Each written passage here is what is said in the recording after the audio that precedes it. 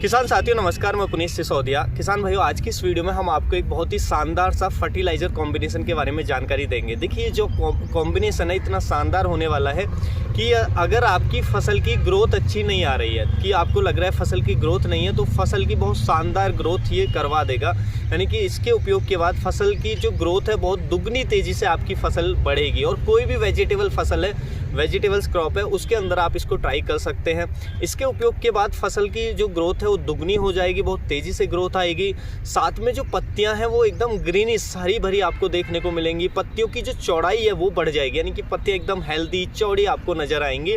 उसके साथ साथ आपको अपनी फसल के अंदर कीटों व रोगों का अटैक भी बहुत कम देखने को मिलेगा, क्योंकि जब फसल हेल्दी होती है, हेल्दी ग्रो करती है, तो फिर ऐसी फसल के अंदर कीट व रोग भी कम आते हैं और फिर जाहिर सी बात है कि आपको जो प्रोडक्शन है वो एकदम शानदार मिलने वाला है। तो चलिए जानते हैं इस फर्टिलाइजर कॉम्बिनेशन के बारे में डिटेल में। हम इसके प्राइस की बात भी जानेंगे, प्राइस के बारे में कि 1 एकड़ का प्राइस आपको कितना पड़ेगा, कब उपयोग करना है, बेस्ट स्टेज क्या है। और देखिए, इसके उपयोग की कुछ कंडीशन भी हैं। ऐसा नहीं कि हर फार्मर को अच्छा रिजल्ट दे दे, तो कुछ कंडीशन है उनके बारे में भी जरूर जान लें। तो चलिए जानते हैं शानदार से फर्टिलाइजर कॉम्बिनेशन के बारे में। देखिए, इस फर्टिलाइजर को जो हमें उपयोग करना चाहिए किसी भी फसल के अंदर, वो वेजिटेटिव स्टेज में उपयोग करना है। वेजिटेटिव स्टेज आती है हमारी फसल की बुवाई के 20 से 25 दिन बाद या 25 से 30 दिन के अंदर अंदर आप यूज कर सकते हैं बुवाई या प्लांटिंग के। तो बेस्ट स्टेज है इसको उपयोग करने की। उस स्टेज में आप उपयोग करेंगे तो बहुत ही शानदार आपको रिजल्ट देखने को मिलेंगे अपनी फसल के अंदर। तो वो कॉम्बिनेशन की बात करें तो उसमें सबसे पहले आता है हमारा यूरिया।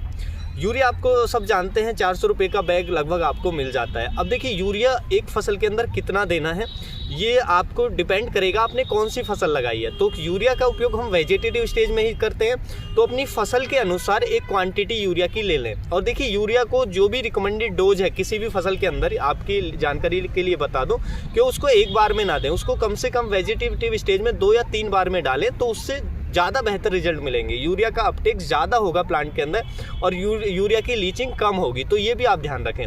तो यूरिया ले लें एक बार के लिए, आपको जितना भी डालना है वेजिटेटिव स्टेज में। उसके साथ साथ आपको जो इसमें ऐड करना है, एक तो आता है हमारा मैग्नीशियम सल्फेट।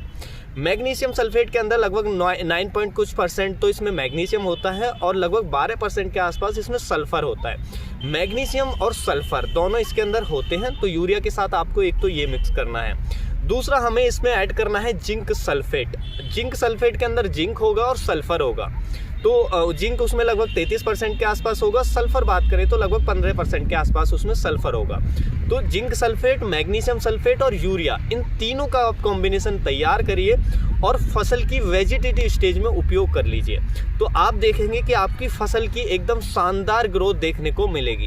क्योंकि देखिए, जब हम इनको साथ में उपयोग करते हैं, यूरिया के साथ हम यूरिया में नाइट्रोजन हमें मिल जाता है, मैग्नीशियम सल्फेट में हमें मैग्नीशियम और सल्फर मिल जाता है, जिंक सल्फेट में जिंक और सल्फर मिल जाता है। इस तरीके से हमारी फसल को नाइट्रोजन, मैग्नीशियम, सल्फर और जिंक, ये 4 तत्वों की पूर्ति होती है। और देखिए, सल्फर अच्छी मात्रा में हमारी फसल को जाता है, क्योंकि मैग्नीशियम सल्फेट के अंदर भी जो हमारा सल्फर है और जिंक सल्फेट के अंदर भी सल्फर है। उसी तरीके से जिंक बहुत अच्छी मात्रा में जाता है और मैग्नीशियम बहुत अच्छी मात्रा में जाता है। देखिए, चारों ही नाइट्रोजन, जिंक, मैग्नीशियम और सल्फर, ये हमारी फसल के अंदर क्लोरोफिल को बढ़ाते हैं, यानी कि हरित लवण को बढ़ाते हैं, जिससे इन चारों का जब कॉम्बिनेशन जाता है तो फसल के जो पत्ते हैं एकदम ग्रीनिश देखने को मिलते हैं और फसल की पत्तों की चौड़ाई आपको एकदम बेहतर देखने को मिलेगी। उसके साथ साथ जो हमारा नाइट्रोजन और जिंक हम इसमें ऐड करें, नाइट्रोजन और जिंक ये हमारी फसल की ग्रोथ में हेल्प करते हैं दोनों ही।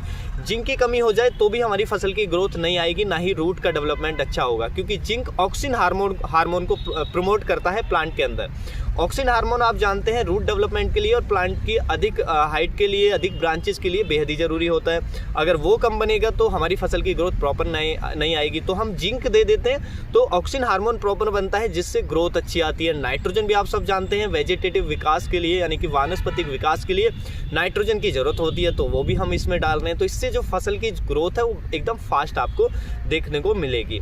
उसके साथ साथ देखिए जो हमारे न्यूट्रिशन का अपटेक है वो बेहतर होता है जब हम सल्फ़र ऐड करते हैं, क्योंकि हम हाई पीएच सॉइल है तो उसके अंदर क्योंकि जब सल्फ़र ऐड करते हैं तो मिट्टी का पीएच भी थोड़ा लो होता है उस टाइम पे, तो जो तत्व हैं उनका न्यूट्रिशन बढ़ जाता है, नाइट्रोजन का न्यूट्रिशन अपटेक नाइट्रोजन का जो अपटेक है प्लांट के अंदर वो बढ़ जाता है जब हम सल्फ़र के साथ देते हैं। उसी तरीके से जिंक का अपटेक बढ़ जाता है प्लांट के अंदर। तो ये सारे तत्व मिल करके प्लांट को में एक बेहतर हमें प्रोडक्शन दिलाने में हेल्प करते हैं। उसके साथ साथ देखिए सल्फ़र आपकी फसल को, जैसे अभी हाई टेम्परेचर है तो हाई टेम्परेचर से बचाता है, यानी कि सूखे की स्थिति से हमारी फसल को बचाता है, उसके प्रति उसको एक रेजिस्टेंस डेवलप करता है। उसी के साथ साथ ठंड में भी अब अगर आप इस कॉम्बिनेशन को देते हैं तो ठंड से भी, लो टेम्परेचर के स्ट्रेस से भी हमारी फसल को बचाता है।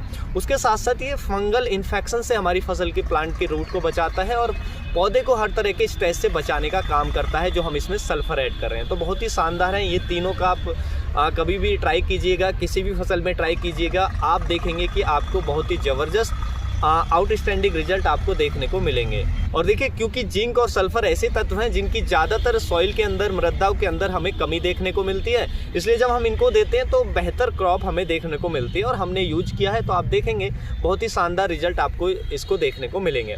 अब इसके यदि हम प्राइस की बात करें और इसके कुछ सावधानी आपको बताएंगे कि हो सकता है किन किसानों को रिजल्ट ना मिले, ऐसा भी हो सकता है। तो देखिए सबसे पहले आप इसके प्राइस जान लीजिए। तो मैग्नीशियम सल्फेट आपको 5 किलो लेने जाएंगे 300 साढ़े 300 रुपये में पड़ेगा, और जिंक सल्फेट लगभग 400 रुपये की रेंज में आपको पड़ेगा। तो 700 साढ़े 700 रुपये का एक्स्ट्रा खर्चा आपका आने वाला है, क्योंकि यूरिया तो आप डालते हैं वेजिटेटिव स्टेज में, तो उससे अलग ये पर एकड़ का आपको खर्चा आएगा। क्योंकि 1 एकड़ में आप जिंक जो मैग्नीशियम सल्फेट है वो 5 केजी ले लेंगे, जिंक सल्फेट आप 4 केजी ले सकते हो, चाहे तो अगर ज़्यादा जिंक की कमी है तो ज़्यादा भी ले सकते हैं, लेकिन 4 केजी भी लेंगे तो आपको अच्छे रिजल्ट देखने को मिलेंगे। तो इन सभी का जो कॉम्बिनेशन है जब आप यूज करेंगे तो फसल एकदम बेहतर ग्रो आपकी करेगी और कीट व रोग कम आएंगे, प्रोडक्शन आपको बेहतर देखने को मिलेगा। अब जानते हैं देखिए किन किसानों को इसका उपयोग नहीं करना, यानी कि किन किसानों को इसके अच्छे रिजल्ट नहीं मिलेंगे, ऐसा भी हो सकता है। तो उन किसानों को इसके अच्छे रिजल्ट नहीं मिलेंगे अगर आपकी फसलों की जड़ डैमेज है, रूट डैमेज है। मान लीजिए पहले से रूट रॉट है या नेमाटोड्स है जड़ों में, तो उसके बाद यदि आप डालेंगे तो क्योंकि प्लांट की रूट्स ही डैमेज है वो अपटेक ही नहीं कर पाएंगे, तो आपका जो फर्टिलाइजर है वेस्ट जाएगा। तो इसलिए पहले ज़रूरी है कि आपकी फसल की जो रूट्स हैं वो फंगस उन पर फंगल का इन्फेक्शन ना हो, यानी कि कोई फ्यूजिरम विल्ट या ऐसा कुछ ना हो, जो रूट्स हैं वो हेल्दी हों। उसके साथ साथ उसमें नेमाटोड्स का अटैक ना हो। तो रूट्स हेल्दी होंगी तभी वो फर्टिलाइज़र जो हम देंगे उसको अपटेक कर पाएंगे और तभी हमें उसके बेहतर रिजल्ट देखने को मिलेंगे। तो सबसे पहले ज़रूरी है रूट हमारी फसल की हेल्दी हो। और देखिए इसको देने का तरीका ये है कि आप यदि आपकी भारी ज़मीन है तो उसके अंदर यानी कि उसमें क्ले पार्ट ज़्यादा है, पानी को अच्छे से अवशोषण नहीं कर पाती है, पानी की लीचिंग अच्छे से नहीं होती है, तो ऐसी मिट्टी के अंदर आप इसको पहले डालें फर्टिलाइज़र को, यानी कि पानी देने से पहले उपयोग करें।